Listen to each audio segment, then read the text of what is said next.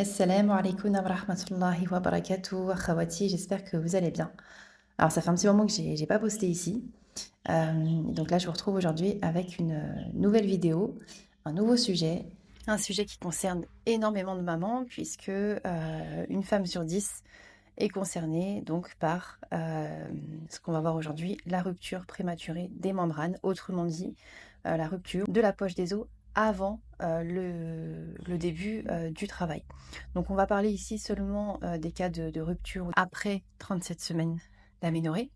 Je ne vais pas aborder ici les cas de rupture avant qu'un bébé soit à terme, donc 37 SA. Donc voilà, alors pourquoi est-ce que c'est important d'en parler? Parce qu'il y a beaucoup de mamans qui s'imaginent que dès qu'elles perdent les os, ou dès qu'elles fissurent la poche des os, elles doivent obligatoirement se rendre à la maternité. Or, ce n'est pas la seule option et c'est pas non plus forcément la meilleure des options.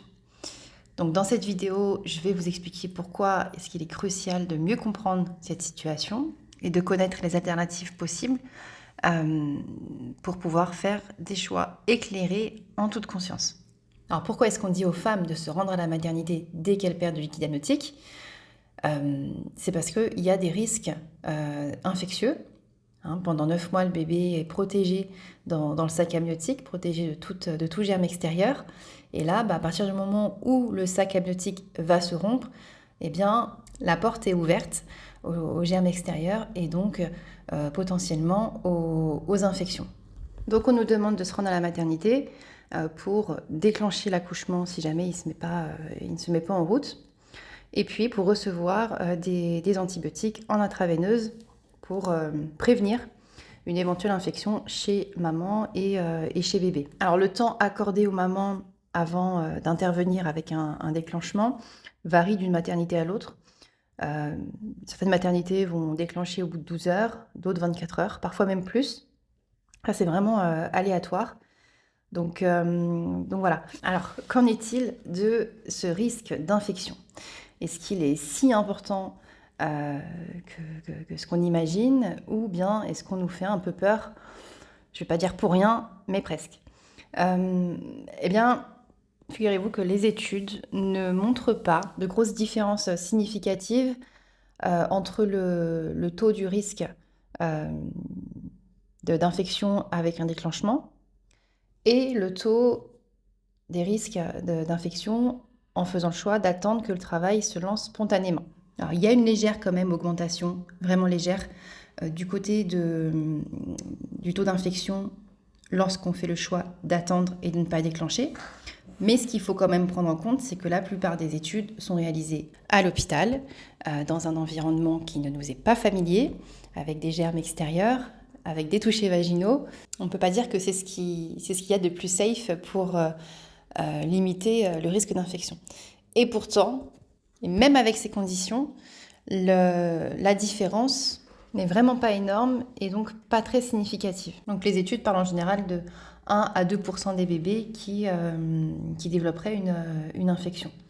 Donc ça reste relativement faible. Évidemment, le risque zéro n'existe pas, mais ça, qu'on déclenche ou qu'on attende le début du travail spontané, ce risque est là. Alors, ce qu'il faut savoir aussi, c'est que quand on perd les os à terme, avant le début du travail, dans 75% des cas, l'accouchement aura eu lieu dans les 24 premières heures après la rupture des os. Dans 90% des cas, l'accouchement aura lieu dans les 48 heures et il reste un petit pourcentage de femmes qui auront accouché après 72 heures.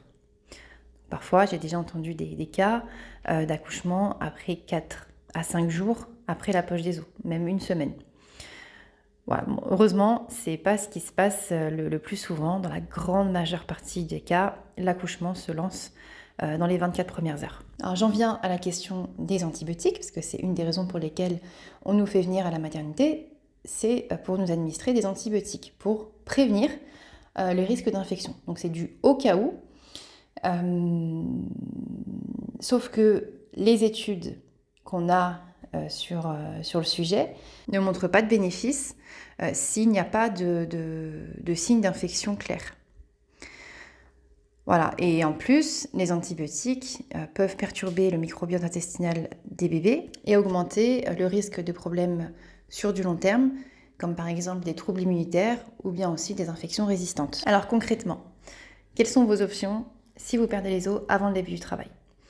Alors, si vous avez un projet d'accouchement physio et que vous y tenez encore, vous avez tout intérêt à rester chez vous et attendre tranquillement que le travail se mette en route.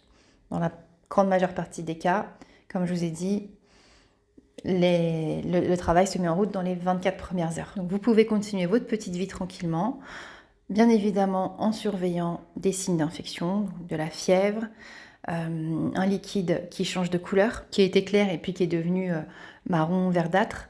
Donc ça, c'est pas toujours signe d'un problème, mais dans le cas d'une fissure de la poche des os, voilà, c'est un motif de consultation. Donc voilà, une forte odeur aussi dans le liquide amniotique, ça peut être un signe d'infection. Donc on surveille ces signes-là et surtout on évite de regarder la montre, on évite de compter les heures, on évite de trop penser à tout ça, on essaie de rester dans des conditions agréables, favorables à la sécrétion naturelle d'ocytocine. Donc ça c'est vraiment important. Alors pour donner un petit coup de pouce, vous pouvez aller marcher. Alors il ne s'agit pas non plus d'aller marcher des heures et des heures, hein, mais une petite marche détente, ça ne fait pas de mal. Et puis il y a aussi la stimulation des mamelons qui peut être efficace, qui peut aider à lancer les contractions. Donc soit en massage avec une huile, ou soit avec un tire-lait manuel, 15 minutes, plusieurs fois par jour.